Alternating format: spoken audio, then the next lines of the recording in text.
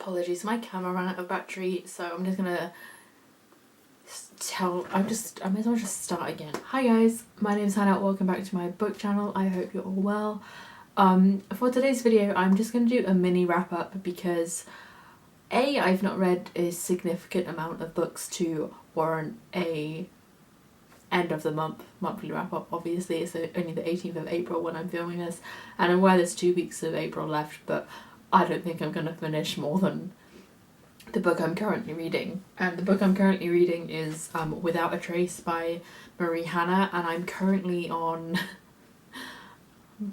page 33, so I'm reading this very slowly, but also we've just gone back to work and it's my first week of getting used to doing 40 hours plus a little bit more again, and I'm very tired. Don't even tell from the bags under my eyes, but it's just getting used to a routine and everything like that. So I think what I'm gonna do with like having time to read, like in lockdowns it was glorious, I just could read for like hours on end, but obviously with going back to work and everything, I'm like, how do people find the time? How do people find the time to read a book a day whilst working full time? Like, I'm confused. Where do the hours come from? Like, because I get home at like 6 p.m. and I'm like, I'm ready for dinner and a nap. Like, that's how I feel. Anyway, so the 3 books that I have currently read in April are these 3 here. So I'll just give you a little rundown of my thoughts and feelings on these books. So yeah, the first book I read in April was Josh and Hazel's Guide to Not Dating. I really enjoyed this one. It was so much funnier than I thought it would be, and I kind of knew it would be quite predictable given it's one of those will they won't they romances. Like, they've known each other for years and they went to school together and they meet each other 10 years later in life, and it's always been a question between them, as like everyone else, why did you never date? All people assume that they had dated before, etc. But this was like, I'd highly recommend it if you need a pick-me-up. I like a funny story. The ending was adorable. I like teared up at the ending because it was just really cute. It was a really cute book, and I'm glad that like Bookstagram and BookTube introduced me to this author, because I wouldn't have generally like picked this up in like a bookshop to read it myself, if that makes sense. But yeah, I gave this 4 out of 5 stars, and it's only 200 pages as well, so you could read this really quickly. But yeah, I really liked it and would highly recommend. The second book I read in April was The Catch by T.M. Logan, and I have a love-hate relationship with T.M. Logan because the first book I read by him, called The Holiday, it was one of the worst books that, in my opinion, it was one of the worst books I read last year. I just did not enjoy it. I didn't enjoy... Anyway, if you want to know my actual opinions, follow my Bookstagram and then go read my rating. I was like, I never give books 2 stars. My average rating is like 3 or 3.5. But I really didn't enjoy The Holiday, so I have to say my expectations for this weren't that high, but I have to say I enjoyed this book so much more than I did The Holiday. So I think I kind of am going to go with giving authors a 3-book go, if that makes sense. Like, as in, after the 3rd book I'll know whether I'm enjoying that reader's writing and like their style. If not, so this is the 2nd book by him that I've read, and I really like this one more. This is a story about the father's daughter's fiance who is a bit off, and you know, father's assumptions, his father's intuition is correct based on what happens.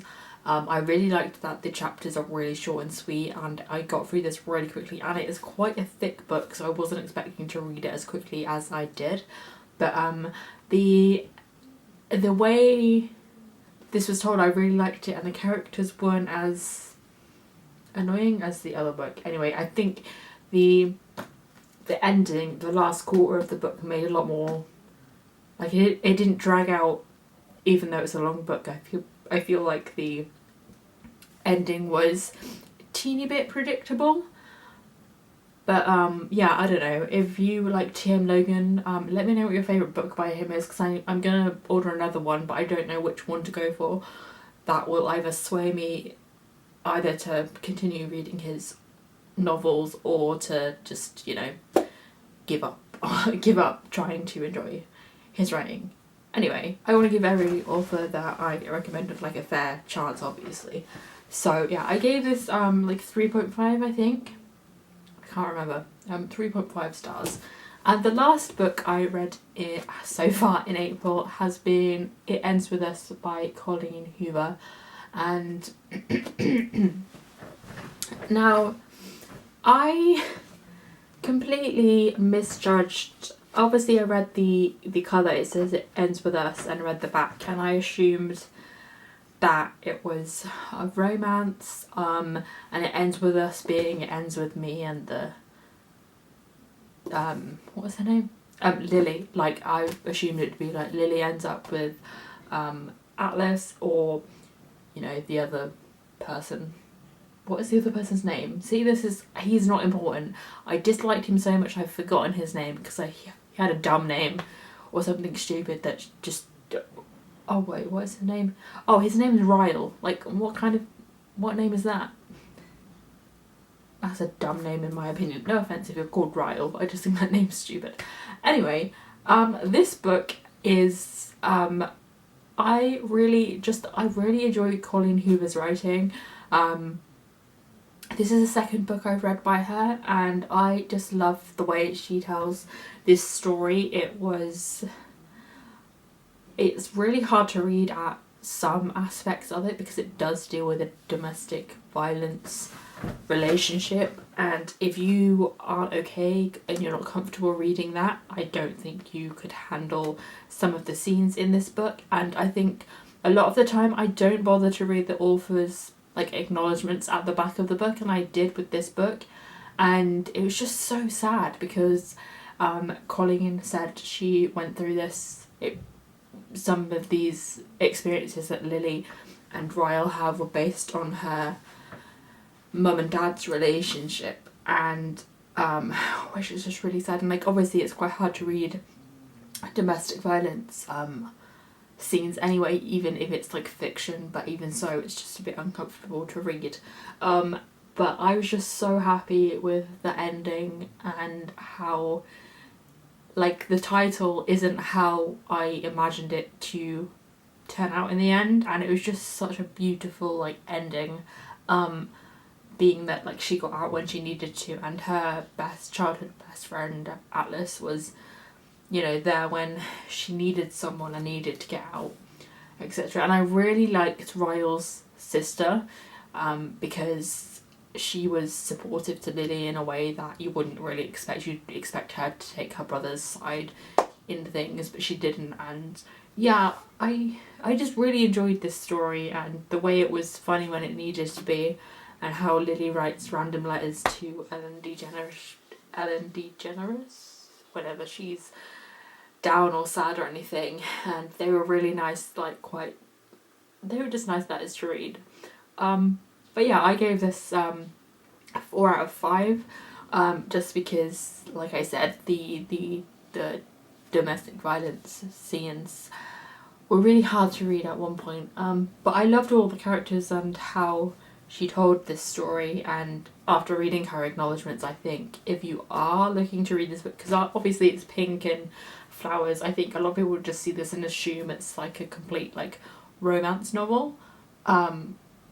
And it doesn't really give anything away on the back either that would signify you to be like, oh, that's a domestic violence relationship. It's not.